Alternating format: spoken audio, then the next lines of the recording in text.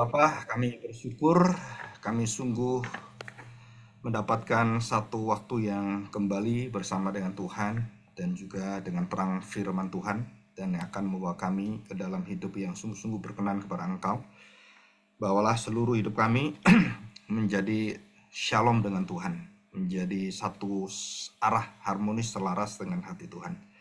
Dan bimbinglah kami dalam segala tingkah laku kami, perbuatan kami, sehingga kami betul-betul menyenangkan hati Tuhan. Dan berkatilah waktu kami ini, karena kami akan mempelajari tentang sifat Allah yang sangat mendalam, yaitu kemurahan hati Tuhan. Tolonglah kami Bapa, dengan kuasa Roh-Mu, kami serahkan hati kami ini. Di dalam nama Tuhan Yesus kami serahkan doa kami. Amin. Ya, hari ini kita akan membahas tentang satu hal yang agak unik ya, dan disalah mengerti banyak orang. Apa? Yaitu menyutangi Tuhan. Beberapa waktu yang lalu saya ada pertanyaan dari seorang hamba Tuhan juga. Dia menanyakan tentang Tuhan itu kan nggak perlu sesuatu dari yang lain, dari luar dirinya. Saya katakan iya betul. Nah, kenapa ada kalimat-kalimat yang menyatakan bahwa Tuhan itu sepertinya perlu dibantu gitu kan. Dan saya beritahu itu sebenarnya secara sudut pandang ya. Jadi sudut pandang dari kita manusia dan juga dari bagaimanakah dari diri Allah sendiri. Jadi Allah itu nggak perlu utang, nggak perlu diutangi juga gitu kan. Kenapa ya? Karena dia yang mengatur semuanya. Jadi kalau dia memerintahkan atau meminta, itu berarti dia memberikan kita satu kemampuan untuk bisa melakukannya. Oke ya, kita akan bahas Amsal. Nanti kita belajar sedikit kitab Amsal itu sebenarnya tujuan dan juga maknanya itu apa sebenarnya. Amsal 19 ayat yang ke-17. Kalimat ini ya. Siapa menaruh belas kasihan kepada orang lemah atau orang yang merana, miskin sebenarnya, menyutangi Tuhan yang akan membalas perbuatannya itu. Ini satu nasihat yang kumpulan Amsal-Amsal ya, peribahasa-peribahasa, dan Amsal ini terdiri dari ratusan peribahasa dari seluruh tradisi Israel dan juga pada waktu zaman sejak mulai dari Adam dan Hawa sampai kepada Raja Salomo ya. Dan dia tuliskan, dia kumpulkan Amsal itu khusus dalam budaya orang-orang Israel, dan jadilah buku Amsal ini atau peribahasa ini. Nah, arti menyutangi Tuhan itu ada tujuannya ya. Maksudnya itu apa? Nah, saya akan memberikan sedikit gambaran. Tujuan dari kitab Amsal itu yang pertama adalah kita bisa baca pada Amsal pasal pertama sebenarnya. Ayat yang 1, 2 sampai yang ke-7. Nah, saya ringkas saja ya. Jadi yang pertama adalah memberikan kita bagaimana kita berperilaku, bertindak sesuai dengan arahan dan juklak atau juru pelaksana, yaitu Tuhan sendiri melalui firman-Nya, dan itu diminta oleh Tuhan sendiri bahwa bangsa Israel harus melakukan etika kerajaan Allah, tingkah laku surgawi, pola hidup surgawi. Nah, yang pertama adalah memberikan hikmat dan pengetahuan tentang kehidupan sehari-hari yang harus dilakukan. Ini yang pertama. Jadi ini bukan sesuatu teori ya, tapi ini ada sesuatu yang harus dijalankan, dan itu mau tidak mau itu seperti kewajiban bahwa kita harus melakukan itu. Nah, tujuannya adalah ada minimal ada beberapa hal yang saya jelaskan. Yang pertama, membawa orang itu untuk punya hati takut akan Tuhan. Nah, pasal 1 ayat 7 itu sebagai penutup seluruh daripada tujuan Amsal adalah kita dibawa kepada hati yang hormat. Dari hormat itu juga ada semacam ada kewibawaan yang membuat kita itu betul-betul mau tidak mau harus tunduk, hormat, takluk. Nah, itu hormatnya gitu ya. Jadi takutnya bukan takut setan gitu melarikan diri, tapi takutnya itu membawa kita mencintai Tuhan. Takutnya itu membawa kita dekat dan melekat dengan hati Tuhan. Itu yang pertama. Jadi dasar dari seluruh pengetahuan kita adalah takut akan Tuhan. Jadi menanamkan takut akan Tuhan sebagai dasar basic dari seluruh apa yang ada dalam pengenalan kita akan Tuhan. Jadi mengajarkan bagaimana kita dididik, kemudian bagaimana kita sebagai anak-anak muda itu diberi pengertian supaya kita tidak jatuh dalam dosa yang sama seperti papanya, mamanya, bapak ibunya. Nah, ini Amsal. Jadi anak-anak muda itu, khususnya anak-anak muda yang banyak dibicarakan di sini, generasi muda, Amsal itu sebenarnya tujuannya ke generasi mendatang ya. Itu warisan dari generasi lama kepada sekarang dan mendatang. Menuntun seseorang dalam hidup yang benar, adil dan jujur. Itu dalam Amsal pasal 1 ayat yang ketiga.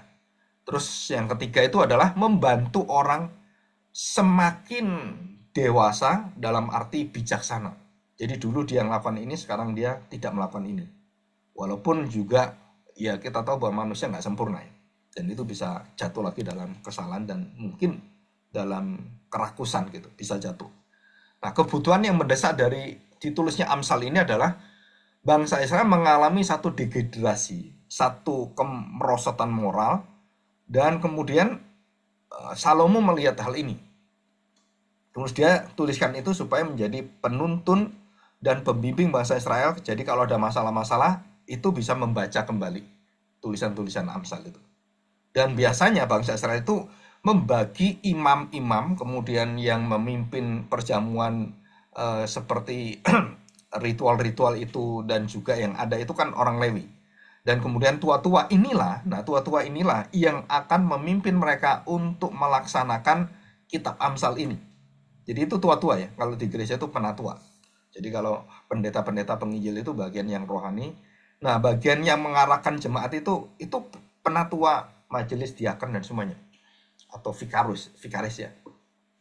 Jadi tujuannya apa? Mengarahkan kalau itu di gereja. Kalau secara umum adalah kepada generasi muda. Dalam budaya Israel itu pendidikan awal itu dimulai dari mana? Dari sejak kandungan. Dari sejak bayi. Belum keluar dan sudah keluar. Nah, mereka punya bagaimana seorang bayi dalam kandungan dididik dan mendengarkan kalimat-kalimat yang positif, kemudian mamanya juga waktu mengandung itu juga menyanyi pujian, dan itu mempengaruhi seluruh struktur dari jiwa bayi yang di dalamnya. Nah, ini banyak orang yang nggak sadar ya. Nah, ada sekarang ini, saya kemarin beberapa melihat ada kursus-kursus bagi ibu-ibu hamil, mulai dari 3 bulan sampai 9 bulan, itu ada kursusnya. Jadi ibunya itu dibawa untuk permainan ini mendengarkan suara musik klasik apapun, dan itu mahal sekali. Bagi orang-orang yang tidak mengerti, buat apa sih gitu, seperti itu kok nggak nyambung gitu kan. Padahal itu oleh budaya Israel, bangsa Israel, itu sudah dilakukan sejak mereka ribuan tahun. Jadi kalau seorang hamil kan, kemudian dia ada di ibadah, terus dia menyanyi gitu kan, dan bersama-sama nyanyi. Nah, itu frekuensi nyanyinya, seluruh frekuensi itu akan menggetarkan jiwa dan roh bayi itu. Dan itu mendidik dia untuk taat dari sejak bayi itu. Mereka taat, karena orang tuanya taat, bayinya taat. Jadi kenapa bangsa yang tidak bangsa Israel atau kita seperti orang Indonesia, ibadah kita itu, anak-anak kita kadang-kadang itu ngaco gitu. Nggak bisa taat. Ya karena kita tidak melihat sepenting itu dari sejak bayi itu dihadirkan dalam gereja, sejak dia hamil itu dia ada di gereja. Banyak orang nggak berpikir bahwa itu pendidikan rohani untuk anak anak kecil, bayi itu. Dan ini banyak hal yang lain ya. Kalau saya cerita edukasi pendidikan dari sejak dini, sejak bayi itu, oh itu luar biasa bangsa Israel ya. Atau Jepang juga udah niru. Terus China juga sama, dari kecil itu sudah dididik apapun, masak, mencuci piring, mencuci baju, itu dari TK itu. Jadi anak-anak kita ini wah udah ketinggalan nanti. Kita ini kan anak raja semua disediakan orang tua. Mereka enggak, dari kecil mereka sekolah jalan sendiri, mereka semua harus bisa sendiri dari kecil coba. Nah ini bangsa Israel itu nggak mendidik orang seperti itu, ya. Apalagi kalau kita orang kaya, wah semua disediakan. Ah itu mentalnya itu pasti jatuh dia, ya. Nggak bisa menghadapi masa depan biasanya. Ya, yang keempat ya, kita lihat untuk generasi muda menjaga kehidupan saleh. Nah, ini yang diperintahkan oleh Tuhan. Kenapa? Karena ada suatu perjanjian dengan Tuhan. Jadi ada perjanjian, harus selaras dengan kehendak Tuhan, ya. Nah, kita akan belajar ini semua dan bagaimana kita akan bisa menggumulkan ini, kemudian kita masuk ke dalam pembahasan secara biblikanya, ya, secara alkitabiahnya, dan dengan contoh nanti ada pada akhir saya akan berikan contoh yang dalam kehidupan sehari-hari ya. Nah, itu kita bisa lakukan itu, ya. Oke, kita akan lanjutkan ya di dalam hal-hal yang sangat penting ini. Nah, kita lihat, karena mendidik generasi muda dan menjaga kehidupan saleh, maka mau tidak mau dasarnya itu adalah firman Tuhan yang ada di dalam perjanjian Tuhan. Dan ini perjanjian Tuhan itu adalah perjanjian yang merupakan satu anugerah bagi manusia kalau bisa masuk dalam lingkungan kerajaan surgawi itu, maka hidup kita itu akan diberkati selaras dan menjadi orang-orang yang akan menyalurkan seluruh daripada terang Tuhan. Jadi pemberkatan berlimpah-limpah dari pengetahuan, dari materi fisik, dari kecakapan, dari talenta, itu akhirnya bisa menjadi orang yang menggarami dunia dan menjadi terang dunia. Nah, itu tujuannya. Jadi sampai sekarang ini bangsa yang paling banyak menolong bangsa lain itu Israel. Jadi kalau saudara tanya, China itu nolong apa? Enggak nolong dia. Bangsa China itu enggak nolong. Dia karena ada timbal baliknya. Indonesia ditolong ini oleh China membangun kereta cepat. Enggak nolong itu. Kita utang dan itu menjadi beban kita dan itu menjadi cengkraman yang luar biasa. Dan beberapa bangsa yang ada di negara yang ada di Afrika itu udah dicengkram oleh China. Dan mereka nggak bisa, mereka udah menjadi bonekanya Republik China. Dan Soviet juga sama, maka waktu kita lihat ada perang Ukraina, itu mereka nggak mau jadi bonekanya Uni Soviet, mereka mau mandiri. Maka begitu dipaksa, mereka perang. Nah, seperti itu. Jadi hanya bangsa Israel yang dicatat dalam sejarah manusia, yang menolong manusia sesamanya tanpa pamrih, itu Israel. Jadi banyak orang benci Israel itu nggak masuk akal sih. Palestina benci Israel dan kemudian negara-negara Arab benci Israel. Mereka kalau sadar, mereka tuh ditolong Israel begitu banyak, mulai dari makanan, minuman, teknologi dan segala-galanya. Tapi ya gitu, itu kadang-kadang nggak berhikmat ya. Hikmatnya tuh mematikan mereka sendiri. Nah, yang keempat itu mencegah seseorang itu jatuh dalam dosa dan kesalahan yang berulang-ulang terus. Apa itu? Nah, ini disebut dan juga dikatakan oleh Amsal atau Salomo ya.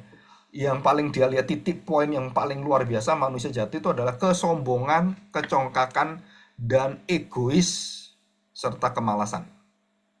Yang lainnya ketidakjujuran, ketidakadilan, perzinahan itu kedua.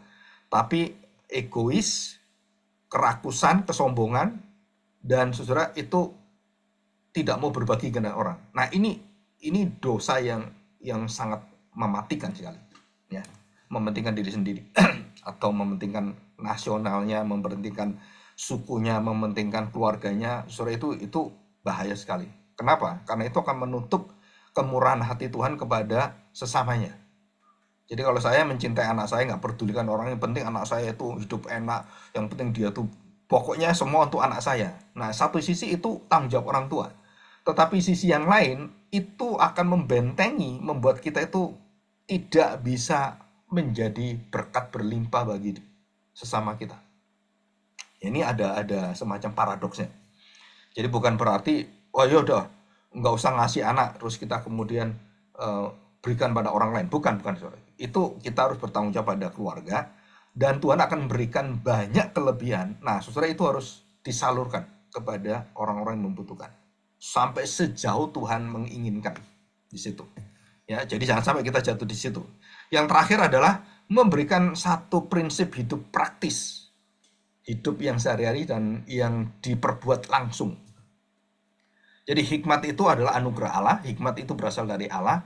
Maka di zaman yang sekuler ini, pada zaman yang penuh dengan egoisme, orang-orang itu menang sendiri, ingin cepat kaya, ingin mencapai semua dengan cepat dan semuanya, saudara.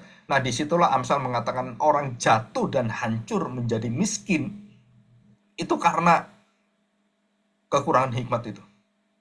Jadi kalau contoh ini ya, kalau saya tidak menjadi orang Kristen, bisakah saya mempunyai hikmat jika saya melakukan dengan benar? Jawabannya bisa. Ya, jadi bisa. Kenapa bisa? Karena orang yang bukan Kristen pun bisa punya perusahaan, bisa kaya, bisa bermoral, bisa, semua bisa. Jadi ini adalah sebenarnya Amsal ini mengarahkan bahwa unsur daripada panggilan Tuhan kepada kita secara umum sosial, saudara, orang Kristen itu harus berlaku untuk menjadi makhluk yang bersosial, bermurah hati, dan juga dengan tulus hatinya. Itu dididik seperti itu. Jadi takut akan Tuhan itu akhirnya mengalir kepada sesamanya. Jadi bukan hanya kepada keluarga, kepada diri sendiri, kepada lingkungan gereja, tetapi dia akan mengalir keluar dan menjadi berkat. Nah, itu satu hati dari doa dari Yakub kepada Yusuf, dan dikatakan bahwa anggurmu dan berkat-berkatmu akan mengalir menjalar sampai ke bangsa-bangsa. Nah, itu satu doa memberkati Yusuf waktu dia masih kecil, dan juga untuk anak-anaknya juga diberkati oleh Yakub waktu dalam doa sebelum dia mati. Itu diberitahukan bahwa kamu akan menjadi berkat bagi bangsa-bangsa. Nah, itu luar biasa ya. Nah, oke, kita lihat sekarang. Apa arti memiutangi? Pasal 19 ayat 17 Amsal ini ya. Nah, ini dikatakan demikian. Coba kita lihat. Saya ulangi ya, kalimat ini ya. Nah, di dalam bahasa Indonesia kurang begitu jelas ya. Siapa menaruh belas kasihan kepada orang yang lemah, memiutangi Tuhan yang akan membalas perbuatannya. Nah, arti kata memiutangi itu menyatakan bahwa citra Allah adalah Allah yang tidak tanda petik kikir, tidak pelit, tidak medit. Jadi Allah itu tidak pernah tidak mau menolong orang. Allah itu pasti akan menolong orang. Kalau dia mampu, dia tolong orang.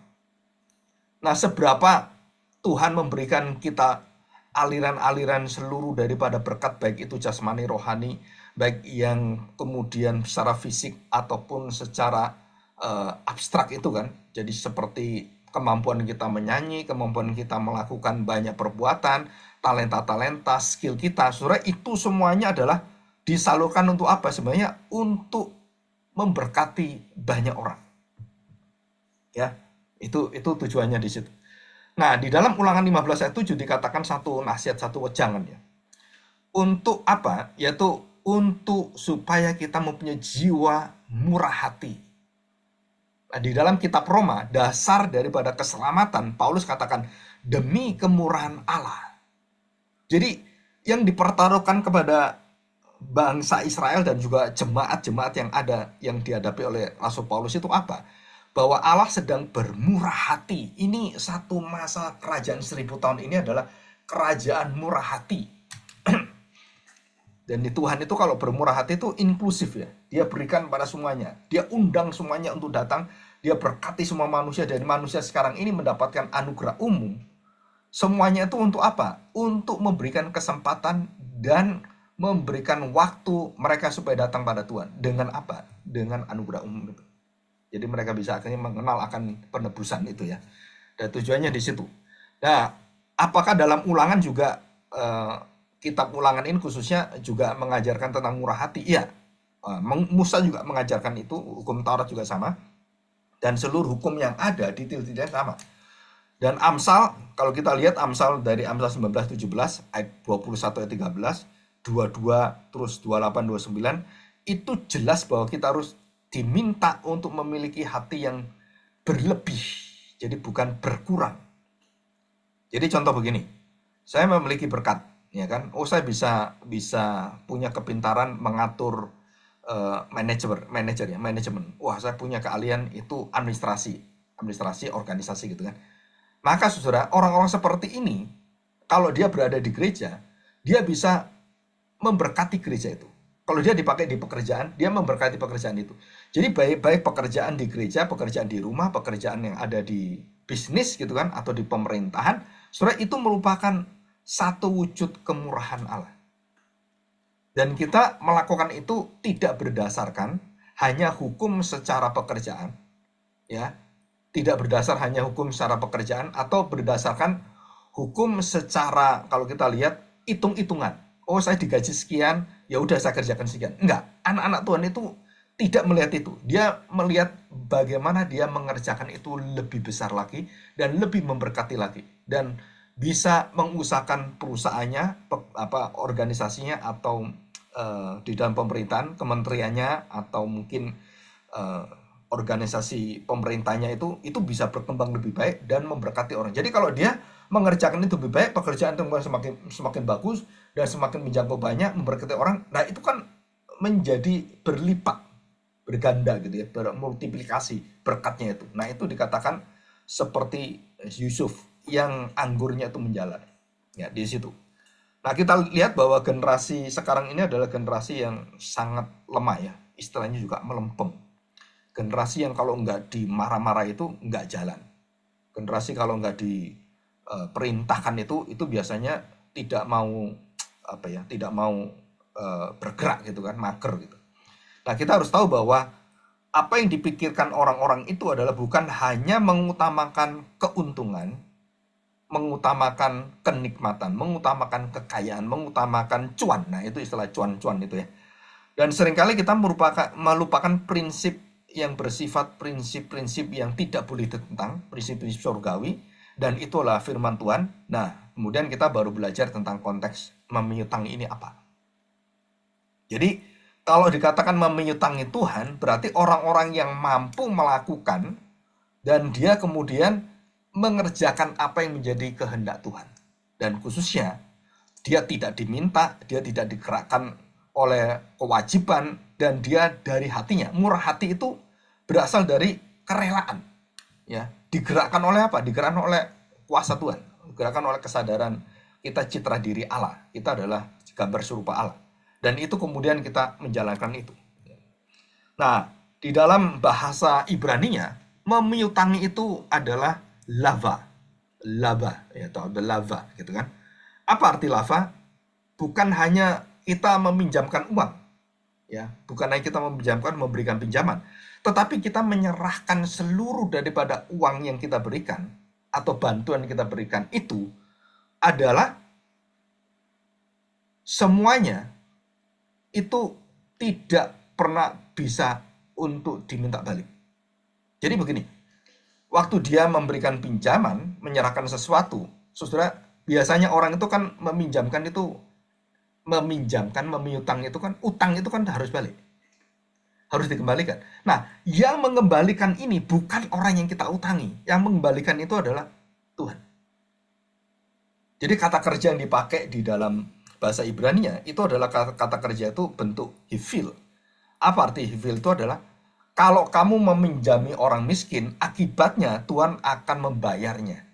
Tuhan yang melakukannya. Karena orang miskin itu nggak bisa membalas utangnya.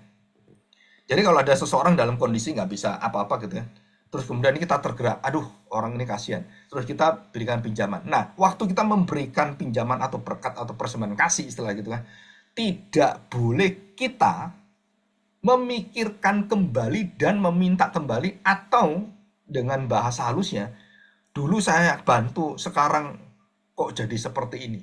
Oh, dulu dia itu orang yang miskin, waktu saya bantu sekarang dia kaya, nggak ingat saya. Nah, saudara perhatikan, kalimat yang seperti ini itu berarti kita waktu membantu, kita itu masih tangan kita menyediakan tangan untuk minta balik. Nah, ini nggak boleh. Kenapa nggak boleh? Karena itu bukan murah hati. Saudara, ini agak sulit ini.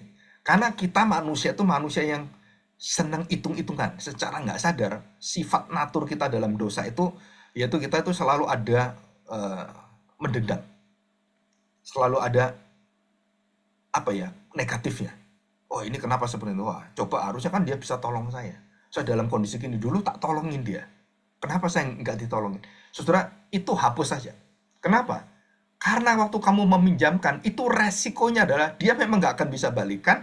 Kalau dia bisa menjadi kaya, itu bergantung pada kemurahan Tuhan membantu kamu lagi. Jadi kalau kamu tanam hati murah hati, terus kamu tidak mengungkat-ungkat gitu kan, maka apa yang terjadi? Orang itu akan bisa membalas kita dengan apa? Dengan memberikan tidak mengungkat kepada kita. Nah, itu terjadi di mana? Itu terjadi di bangsa Israel. Jadi kalau saya menolong keluarga saya, dan keluarga saya berhasil, terus saya dalam keluarga saya kemudian anak saya terpuruk, maka keluarga saya yang dibantu oleh saya, itu akan membalas yang keluarga menolong ini yang perlu ditolong siapa? Oh, anaknya lagi terpuruk masuk rumah sakit. Maka keluarga inilah yang bermurah hati, tanda petik, meminjutangi Tuhan membantu anakmu tanpa pamrih. Nah, siapa yang membayar nanti? Nah, ini terjadi satu pembalasan dari Tuhan. Kalau kamu berbuat seperti itu, 4 keturunanmu akan diberkati Tuhan. Bahkan sampai 7 turunanmu itu nggak habis-habisnya diberkati Tuhan. Nah, ini istilah dari firman Tuhan. Jadi banyak orang tidak tahu rahasia memberi. Nah, ini sebenarnya teologi yang memberi ya. Giving teologi. Dan itu sangat dalam sebenarnya. Sampai Tuhan yang harus memberi dan Tuhan harus menyerahkan yang terbaik di surga, dan dia menyerahkan nyawa anaknya, jiwa anaknya menjadi manusia itu, saudara, itu kemurahan yang tidak ada batasnya. Dan ini kita harus tahu. Dan di dalam pengorbanan itu ada pengampunan, ada penebusan, ada penerimaan, ada sukacita, dan semuanya di sana. Ya. Nah, konsep ini adalah konsep yang unik. Kenapa dikatakan bahwa Tuhan sendiri digambarkan sebagai peminjam seperti orang yang miskin itu. Jadi, posisi Tuhan itu berada di bawah, dan dia memposisikan dirinya sebagai seorang yang miskin, seorang yang perlu dibantu, seorang yang merana, yang sengsara itu Tuhan ada di sana, dan kamu, kalau aku di sini, mau gak kamu bantu saya? Nah, saudara perhatikan ini ya. Jadi gambaran ini bukan merendahkan Tuhan, tetapi gambaran ini menunjukkan kerendahan hati dari Tuhan yang mau memposisikan diri seperti ini, sehingga kita kemudian waktu memberikan kepada orang-orang tidak mampu merana ini, lava ini, saudara, bukan hanya pinjam, tapi meminjamkan, memutus semuanya, dan kita penuh sukacita memberikan itu. Nah, ini bedanya. Beda apa? Nah, beda hatinya. Jadi kalau saya meminjamkan, kemudian ada masalah, kita ingat, oh iya gini. Nah, kalau kita sudah meminjamkan, udah jangan diingat-ingat lagi apa yang kamu pinjamkan. Kenapa? Kalau itu posisinya adalah Tuhan ada di sana. Tuhan mengidentifikasi dirinya seperti orang-orang yang merana itu, di mana kamu waktu aku telanjang, waktu aku lapar, waktu aku haus, waktu aku di penjara, waktu aku di rumah sakit, di mana kamu? Jadi saudara perhatikan, banyak cara kita belajar kemurahan Allah itu ada dalam hati kita tidak. Itu adalah, nah ini, lawannya itu apa? Ananias dan Safira menahan berkat yang ada dalam hidup kita, dan kita tidak mau salurkan, saudara, itu menjadi titik kemiskinan kita. Maksudnya apa, Pak? Waktu kita tidak mau membuka hati, memenyutangi orang seperti itu, saudara, itu akan dihentikan Tuhan, berkat yang Tuhan akan berikan padamu, itu akan dihentikan Tuhan. Dan seluruh apa yang sudah dikerjakan oleh Daud, Salomo, itu dihabisi Tuhan. Dan tidak ada kekayaan yang bisa diwariskan lagi. Dan bukan Allah kejam ya, tetapi itu adalah akibat dari kita menahan. Ananias dan Safira menahan hati. Dan dosa menahan hati ini, saudara, itu ada dalam cerita-cerita dalam Alkitab itu sangat banyak sekali. Ya, sangat banyak sekali. Dan bagaimana orang-orang yang tidak tulus, ya, artinya tidak tulus menahan hati itu, kamu harus cerdik seperti ular, tulus hatimu seperti merpati. Nah, ini saya buatkan satu video khusus ya. Ini mungkin beberapa hari ini keluar, sudah jadi. Nah, waktu kita diminta tulus seperti merpati, jadi kita tidak lagi menghitung-hitung dan apa yang akan saya terima. Enggak. Nah, seseorang yang demi kemurahan Allah penuh sukacita itu apa? Artinya bahwa kamu tidak mungkin bisa balikan, karena kamu nggak mungkin bisa balikan, dan posisi yang tidak bisa balikan itu adalah posisi di mana Allah yang menjadi penghutangnya. Jadi waktu kita beri, kita percaya, ini urusan Tuhan. Kalau aku diberkati, Tuhan tahu semuanya. Kalau aku dipelihara Tuhan, Tuhan tahu semuanya. Jadi waktu saya memberi, saya tidak mengharapkan apapun dari orang yang saya beri. Dan itu jiwa daripada Yesus sendiri. Jadi waktu Yesus memberikan seluruh mujizatnya, memberikan seluruh daripada makanan kepada orang-orang yang banyak itu, terus kemudian waktu dia di kayu salib, nggak ada satupun orang-orang menerima mujizat itu yang berada dalam posisi paling tidak mendukung orang-orang yang menyalibkan dia gitu kan. Tetapi orang-orang di sekeliling mereka semua, ya, di sekeliling Tuhan Yesus itu, waktu Tuhan Yesus disalibkan, bahkan sampai muridnya itu menyangkali dia. Saya tanya sekarang, apakah Tuhan kemudian marah? Apakah Tuhan kemudian menuntut murid-muridnya? Aku binasakan kamu. Aku datang ini, kamu tidak tahu diri. Enggak, saudara. Kenapa? Karena Tuhan Yesus melakukan itu demi kehendak Bapa, bukan karena dosa kita, karena pertanahan kita, bukan. Karena itulah jalan satu-satunya untuk mengalahkan penyangkalan diri, pengkhianatan, semua itu dikalahkan dengan apa? Dengan Yesus mati seperti itu. Kalau dia nggak mati seperti itu, dosa, penyangkalan, keraguan, itu nggak akan bisa ditaklukkan. Dan itu perjanjian baru. Dan itu hati memenyutangi Tuhan.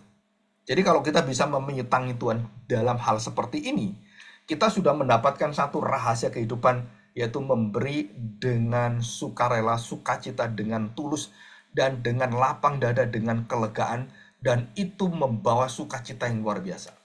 Nah, kita mendapatkan poin yang intinya di sini, ya.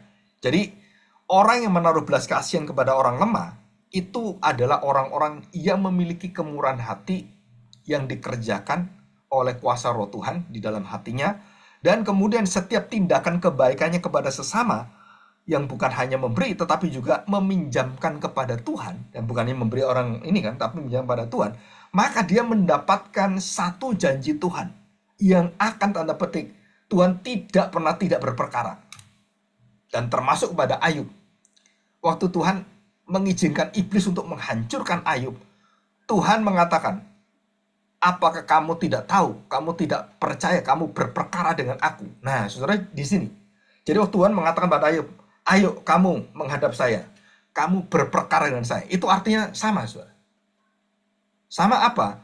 Bahwa saya sedang menghadap Tuhan loh. Tuhan tahu apa yang terbaik bagi saya. Jadi kalau saya mengalami seperti ini, segala sesuatu yang terpuruk, yang hancur seperti ini, kemudian kita mengalami satu kebuntuan dalam hidup, kesulitan-kesulitan, saudara, kita berdoa, berperkara dengan Tuhan. Tuhan tahu semua bagaimana dia menyelesaikan semua. Dan Tuhan meminta kita supaya kita berhikmat, beramsal, beretika seperti yang Tuhan perintahkan. Nah, di situ jalan keluar itu akan muncul waktu kita melangkah. Tindakan pertama kita adalah memiutangi Tuhan, bermurah hati seperti Tuhan. Saudara, itu menjadi rahasia membawa penyelesaian dalam hidup kita yang banyak hal, ya, perkara apapun.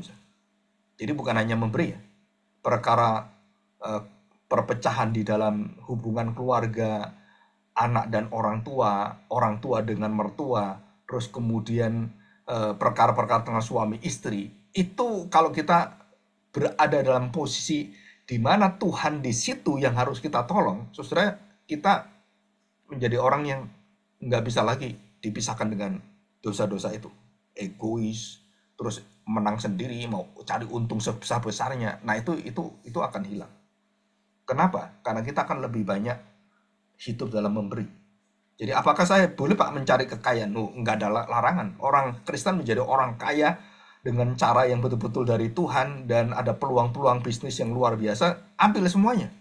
Tetapi setelah kamu ambil dan itu berkat dari Tuhan yang disediakan Tuhan, nah kamu harus punya hati apa? Seberapa jauh, segunung kehidupan saya yang disediakan berkat Tuhan ini, saya mau salurkan. Jadi bukan kemudian begitu banyak itu, kemudian menggunung itu, wah saya simpen, terus saya dapat berkat lagi, menggunung saya simpen, sampai lumbung saya itu sampai ada puluhan lumbung gitu kan. Nah, untuk apa, saudara? Dan kemudian saudara berhenti pada diri, menahan itu semuanya, dan memperbesar semua kekayaan, itu tinggal tunggu waktu kematian, kebinasaan. Ya, dan ini bahaya sekali. Ya, oke, sekarang kita lihat istilah lava tadi atau malveh, ya, atau lava atau malveh dari kata kerja memiutangi itu. Saudara, itu ada yang disebut sebagai satu bentuk tindakan sebab akibat. Jadi begini, ini hukum sebab akibat surgawi, ya. Jadi kalau saya bertindak dalam kemurahan hati saya, apapun, sekecil apapun, terus kemudian saya melakukan untuk seorang hamba Tuhan gitu, atau seorang yang miskin gitu. Contohnya janda miskin di Nain, Elia dan Elisa sama ditolong oleh janda. Dan kenapa janda yang menolong? Bukan orang kaya di Israel. Kenapa janda yang miskin kin itu yang menolong Elia dan Elisa? Itu aneh sekali. Jadi artinya apa? Jadi kemurahan Allah itu tidak terbatas pada orang kaya banyak berkatnya, tetapi juga orang yang sangat miskin pun ada rahasianya. Apa? Di dalam kamu kemiskinan, di dalam kekuranganmu, di dalam minus. Jadi kalau kamu punya uang, kamu punya dana, kamu punya tepung, kamu punya minyak yang cukup hanya untuk 1 hari itu. Terus Elia berkata, bikinkan roti untuk saya dulu. Saudara, saya tanya sekarang. Kita kalau egois, kita mengatakan, loh anak saya mati nanti saya kasih kamu. Kamu buat untuk saya dulu. Loh, kamu itu siapa? Oh, kamu nabi Tuhan. Tapi kebutuhan saya itu seperti ini. Nah, seolah-olah secara sosial, secara etika sosial, ini Elia ini melakukan pelanggaran etika yang betul-betul berat sekali. Nggak tahu diri, ini keluarga mau mati, kok kamu disuruh sediakan menolong dia. Nah, saudara perhatikan, bahwa rahasia janda itu mendapatkan berkat berkelimpahan, itu dari kemurahan hati, dan waktu dia memberikan pada Elia, ini rahasianya, waktu dia memberikan pada Elia yang pertama kepada Tuhan, memiutangi Tuhan, dan memberikan untuk Tuhan pertama, wah, pintu berkat yang ada di hati Tuhan, itu dibuka, dan kemudian terjadi mujizat yang luar biasa. Dan itu tidak masuk dalam hitungan secara ekonomi apapun.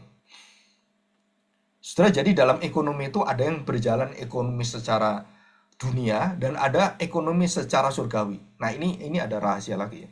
Kenapa ada ekonomi secara surgawi? Ada tangan-tangan Tuhan yang kemudian membawa berbagai cara, alam semesta, ombak bisa dibuka, burung gagak bisa datang, orang bisa didatangkan dan semuanya, dan apapun itu Tuhan bisa atur kalau kita bermurah hati demi kemurahan Allah, dan kemudian kita mengerjakan apa yang dikehendaki Allah pertama kali, dan kita memberikan itu seperti janda itu memberikan kepada Elia, karena dia memberi bukan di dalam kelebihan, bukan di dalam karena dia menyisakan uangnya untuk Tuhan, bukan, di dalam kekurangannya. Janda miskin yang memberikan persembahan juga sama. Bukan janda yang uangnya banyak, tapi dia memberikan itu 2 peser. Itu uang mati hidup dia. Nah, saudara-saudara kalau nggak percaya, kalau saudara dalam keterpurukan, dan kemudian kita mau makan hari itu aja nggak bisa, tiba-tiba ada satu orang datang, dan kemudian Tuhan berikan di depan kita harus bantu dia. Ya, terus kemudian kita berpikir, waduh saya aja nggak makan, anak saya nggak makan, wah nggak bisa. Gitu. Dan kemudian, kita nggak gubris orang itu. Dibiarkan aja orang itu. Nah, semuanya benar orang itu dalam kondisi keterpuruk, mungkin sampai mati gitu kan. Nah, apa yang terjadi waktu kita melakukan itu? Saudara, kita menutup seluruh berkat Tuhan dengan pelan-pelan. Tutup lagi, tutup lagi. Dan kenapa banyak orang pada ujungnya akhirnya hancur hidupnya? Karena dia tidak bermurah hati. Karena hal ini, saudara. Karena dia lebih mementingkan ke dalam, mementingkan dirinya, dan dia lebih mementingkan pada pandangan-pandangan dirinya, dan waktu Tuhan kasih berkat yang berkelimpahan, oh saya kan lagi kekurangan Pak, saya lagi di dalam posisi, nggak mungkin bantu orang.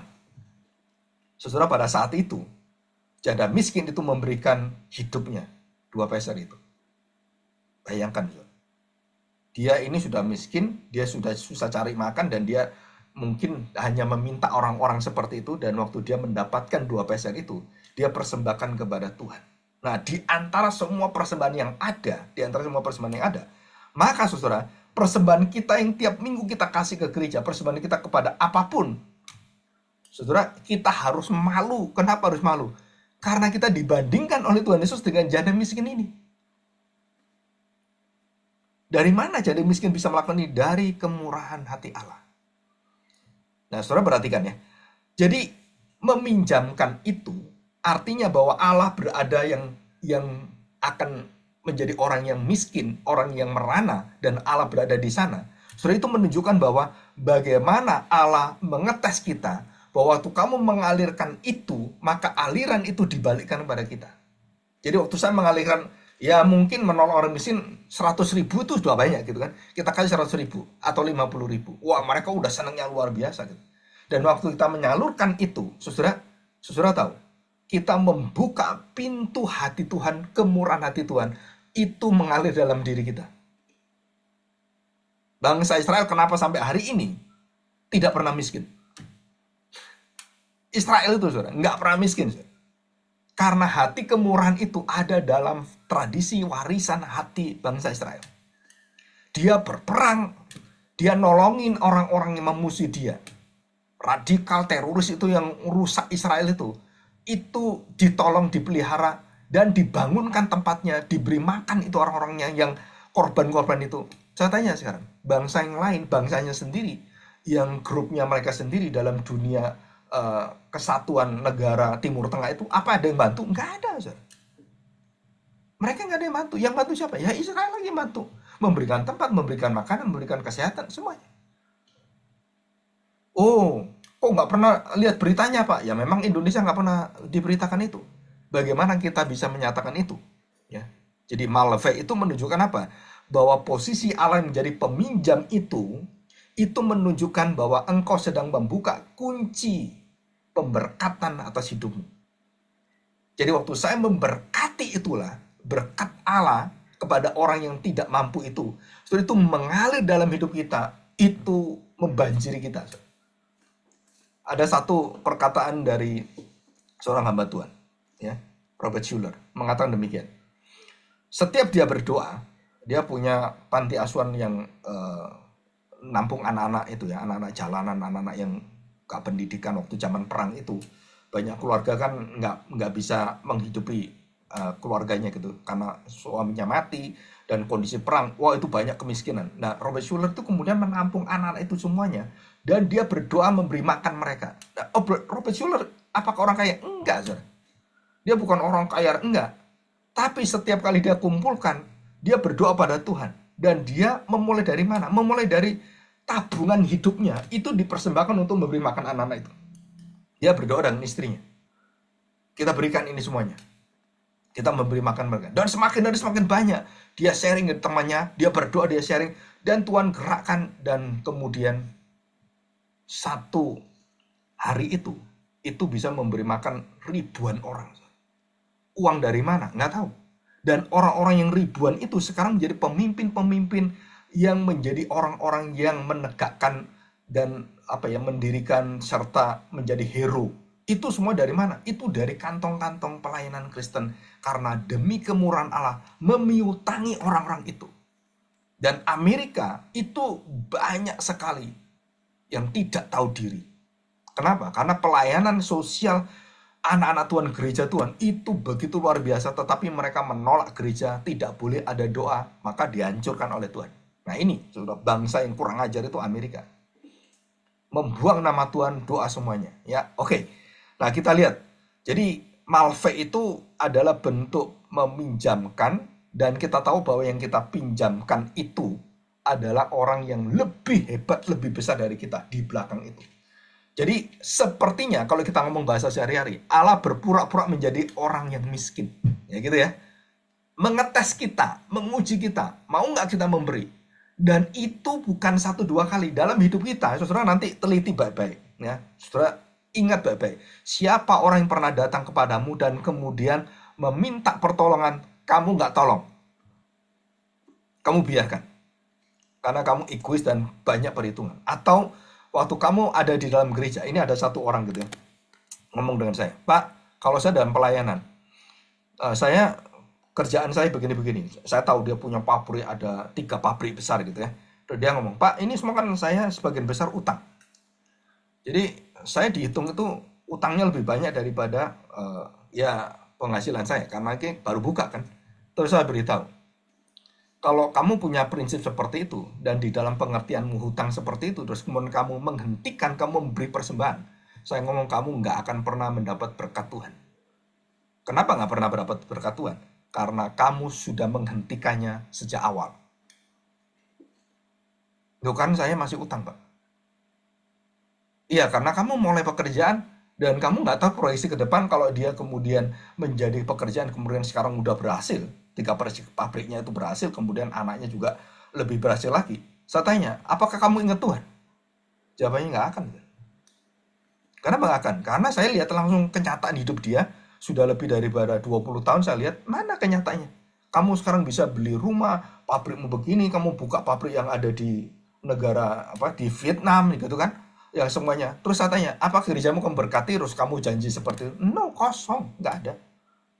Nah saya tanya sekarang, berkat yang luar biasa itu untuk apa? Untuk menghakimi kamu. Orang itu benci dengan saya nggak peduli. Saudara. Kenapa? Karena itu hati Tuhan. Kalau kamu murah hati aja nggak bisa, pada saat kamu mendapatkan begitu banyak berkat, apalagi kamu menjadi janda miskin. Wah itu kita betul-betul seperti ditampar Tuhan Yesus. Waktu saya memberikan persembahan mingguan, saudara, saya ingat janda miskin. Saya ngasih itu pasti malu saya. Kenapa malu? Ya nggak layak, saudara. Kita memberikan dari uang sisa saya berapa hari ini, tak kasih sekian, kan kita bagi kan. Tapi janda miskin itu enggak. Dia memberikan itu, dia serahkan pada Tuhan. Terus makan apa? Ya nggak tahu. Saya pernah suatu pelayanan di Tangerang ya, waktu saya masih mahasiswa teologi ya. Terus saya berangkat itu, saya uangnya tuh kurang. Ya, kurang dalam arti apa? Aduh, ini ada persembahan gitu. Tapi saya melihat anak-anak di sana itu apa ya? Nggak pakai sandal, terus cuman nggak pakai baju, kaosnya copang-caping gitu kan. Orang-orang Chinese yang kampung naga itu kan. Terus di sana, terus saya itu tergerak hati saya. Aduh, kalau seperti ini, saya dikasih persembahan oleh mereka. Kayaknya saya ini keterlaluan gitu ya. Wah nggak bisa. Nah uang yang ada pada saya, itu waktu persembahan saya kasih. Semuanya kasih. Kenapa? Ya, saya ada cuman kira-kira nggak sampai 5.000. Untuk apa? Untuk naik angkot pulang. Udah saya kasih semua. Nah, pengalaman saya sendiri ya, dan itu bukan satu dua kali, beberapa kali. Waktu saya berikan semuanya itu, saya percaya, saya pasti mikir, kamu pulang gimana, kamu nanti kalau lapar gimana, makan nggak bisa kamu, ya udah puasa aja. Terus bagaimana? Kalau banyak pikiran seperti itu, saudara, kita nggak bisa melakukan itu. Kenapa? Karena udah seutuhnya, segenap sepenuhnya, saya berikan itu, tak selesai. Dan saya nggak mikirin, oh nanti saya apa, nggak. Dan saya percaya penuh bahwa, ya saya percaya Tuhan pelihara saya, itu aja. Dan selesai seperti itu, kemudian ada sharing, Pak, kita minta bantuan gini-gini, kami perlu sepatu untuk anak-anak gini. Waduh, malah perlu banyak ini. Dan saya katakan, ya nanti saya sharing dengan beberapa temannya. Kalau ada nanti kita berikan seperti itu. Ya Pak, yang bagus bekas pun nggak apa-apa Pak. Mereka ini orang-orang yang betul-betul perlu dipelihara dan banyak gitu. Wah, pelayanan itu banyak, ada sekitar hampir 130 orang gitu ya, anak-anak kecil itu. Nah, setelah saya pulang, dalam perjalanan pulang, nah, dekat dengan kampus itu, tiba-tiba ada satu orang datang ke saya dan kenal saya.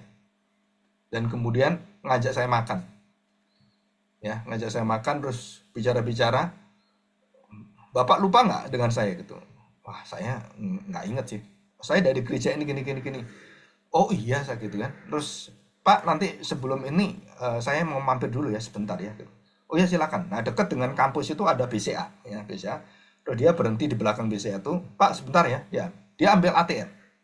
Saya nggak tahu dia ambil ATM. Setelah selesai dia masuk, uang yang ada di ATM yang terbesar itu kalau nggak salah 2,5 juta ya. Ambil sekali 2,5 juta. Terus kemudian uang yang ada itu dikasih ke saya. Pak, ini untuk pelayanan Bapak. Ya kan? Terus saya terima. Loh, untuk apa saya katakan? Ya, ini saya nggak tahu Pak. Tiba-tiba saya tadi lihat Bapak gini, sebenarnya saya mau tinggal gitu ya. Tapi kok ada kekuatan yang mau nganter Bapak saya gitu. Oh ya udah, saya gitu kan. Terus dia selesai sampai, terus dia cerita lagi. Pak, ini jangan apa ya istilahnya, jangan pernah diingat-ingat Pak ya, bahwa termasuk saya nggak usah diingat gitu. Terus dia serahkan itu semua. Nah, saudara, dari pengalaman itu, terus saya lihat, saya cuma memberi berapa sih? Nggak lebih daripada 23.000, 25.000, saya lupa, saya kasih semua pokoknya. Terus saya mendapatkan berkat yang banyak itu, sehingga saya bisa bayar kuliah, bayar beli buku, banyak beli buku semuanya itu. Terus saya pikir-pikir, dan pengalaman hidup yang satu persatu seperti itu, waktu saya menahan sesuatu, itu saya berkurang. Waktu saya lepaskan semuanya dengan kelegaan, Tuhan itu kemudian limpahi saya. Dan itu cara Tuhan. Ya, oke, sekarang ada contoh sebagai penutup. Pada tahun 65 di Amerika bagian yang timur itu ya, yang daerah dekat dengan Washington dan semuanya itu, dan sampai ke Kanada, itu terjadi satu masalah besar dengan tenaga listrik, dan matilah listrik, nggak tahu terjadi rusak ya, jadi ledakan dan listrik itu rusak selama hampir beberapa minggu. Seluruh Amerika yang bagian timur itu yang dialir listrik dari Kanada itu mati semuanya ya, termasuk Kanada semua mati semua. Dan di Ontario atau Quebec yang ada di Kanada Timur itu hampir semuanya tuh ya rata-rata itu mayoritas Kristen gitu. Nah, di situ ada seseorang yang yang menyarankan dan mengudarakan siaran radio dari tenaga baterai itu kan, dan dia benar menyuarakan, dan dia kemudian memberikan saran-saran supaya orang-orang itu semuanya mulai menyiapkan semuanya, membeli lilin gitu kan. Nah, saudara, yang paling luar biasa itu, yang paling aneh, saudara, ya pada zaman 1966 November ya, tanggalnya sekitar 10-9 November ya. Saya nggak ingat secara pasti. Nah, pada saat itulah itu ada satu yang mengejutkan banyak orang. Apa? Ada dua karakter. Dua karakter apa? Orang-orang yang melihat ini adalah satu peluang bisnis yang luar biasa, maka dia memborong lilin. Nah, memborong lilin untuk apa? Wah, ini pasti untung besar. Maka dia memborong lilin yang ada, dibeli semua. Di toko manapun dibeli, dan kemudian lilinnya itu nggak ada di toko-toko karena diborong orang kaya ini. Nah, orang kaya ini memborong dan kemudian membeli semua lilinnya dengan harga yang normal kan. Dan dia tahan itu sampai beberapa hari, dan begitu kekurangan di mana-mana, dia jual lilinnya. Dan dia jual lilinnya itu sampai 3 kali lipat. Jadi kalau dia punya uang 1 miliar, maka dia menjadi 3 miliar. 3 kali lipat. Dan dia orang Kristen. Tapi sebaliknya, orang-orang yang tua ini, orang-orang tua yang mungkin yang pelayan-pelayan di gereja atau di mana itu, orang tua itu mencari lilin setengah mati, dan dia kemudian membagikan lilin itu kepada orang-orang yang tidak mampu. Dengan apa? Dengan keterbatasan dia.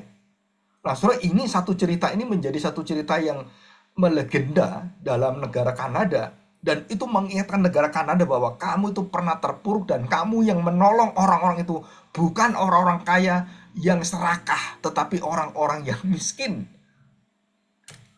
yang kemudian mengumpulkan lilin itu, membagikan pada orang-orang miskin yang lain, dan supaya mereka bisa hidup, mereka bisa memasak, mereka bisa kerja, dan semuanya.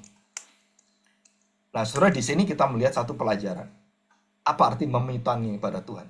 Saudara, artinya bahwa di saat apapun, di dalam kondisi apapun, dalam kondisi hidup kita, saudara, kita harus tahu, ya, kita harus memberikan karakter surgawi.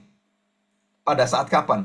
Pada saat kita sulit memberi, pada saat kita sulit berbagi, dan disitulah kita mengetes diri kita. Aku orang Kristen yang sungguh-sungguh enggak. Nah, itu, saudara. Dan kita berdoa, dan kita mohon pertolongan Tuhan. Mari kita berdoa.